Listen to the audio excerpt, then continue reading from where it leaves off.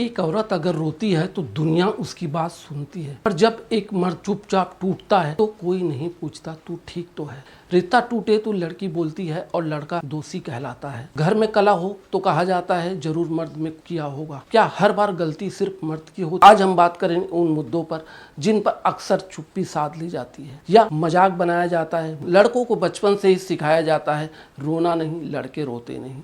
उनकी भावनाओं को दबाया जाता है। कहा जाता है कि अगर वो कुछ महसूस करता है तो वो कमजोर है। बड़े होकर मर्द को बोला जाता है घर का खर्चा तेरे कंधे पर है, बीवी को कैसे संभालना है वो तुझे समझना है।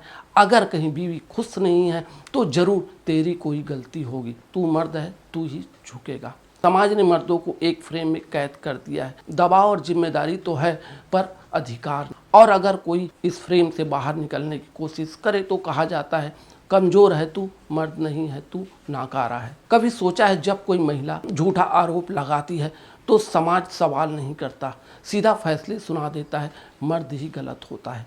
क्या आपने कभी पढ़ा पत्नी ने झूठा आरोप लगाया, पति बेकसूर साबित हुआ? शायद कभी कभार ऐसा देखने को मिलता है। मर्द की आवाज़ दबाई जाती है।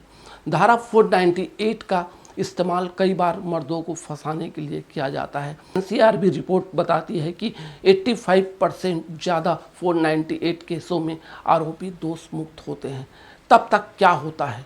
मर्द जेल में रहता है, नौकरी चली जाती है, समाज में बदनामी होती और मानसिक तनाव से कई आत्महत्या कर लेते हैं। कुणाल की कहानी, 8 महीने शादी के बाद पत्नी ने 498 केस ठोक दिया।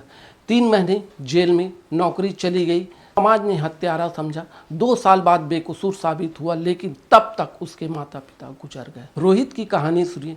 पास्को एक्ट के तहत पत्नी ने झूठा आरोप लगाया। 2 साल कानूनी जंग, डीएनए रिपोर्ट में साबित हुआ झूठा था।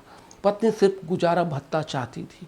दीपक शर्मा की बात करें तो मी टू का फायदा उठाकर ऑफिस में झूठे आरोप, सीसीटीवी में बेगुनाही साबित की, फिर भी नौकरी छीनी और बदनाम किया गया।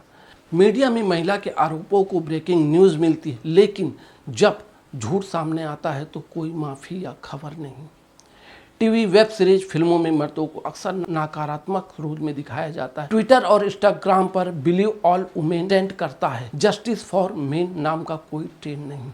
जब कोई मर्द अपनी पीड़ा बताता है तो लोग उसे मजाक उड़ाते हैं, कहते हैं विक्टिम बनने आया है। हर कानून में महिला नहीं बल्कि व्यक्ति शब्द होना चाहिए, जैसे यूके, यूएस, कनाडा, ऑस्ट्रेलिया में है। झूठे मामलों में सजा सख्त होनी चाहिए। झूठा केस लगाने वालों को कड़ी सजा मिले। पुरुष आयोग बने जो पुरुषों की समस्याएं सुने और फ्री लीगल हेल्प दे। पुरुषों के लिए मानसिक स्वास्थ्य हेल्पलाइन हो, काउंसलिंग उपलब्ध हो। मीडिया और फिल्मों में पुरुषों की पीड़ा को भी दिखाया जाना चाहिए। समानता का मतलब सिर्फ महिलाओं को ऊपर उठाना नहीं, बल्कि सभी के लिए बराबरी और सम्मान है। मर्द को ना भगवान मानिए ना शैतान, उसे इंसान समझिए जिसे सम्मान दोनों चाहिए।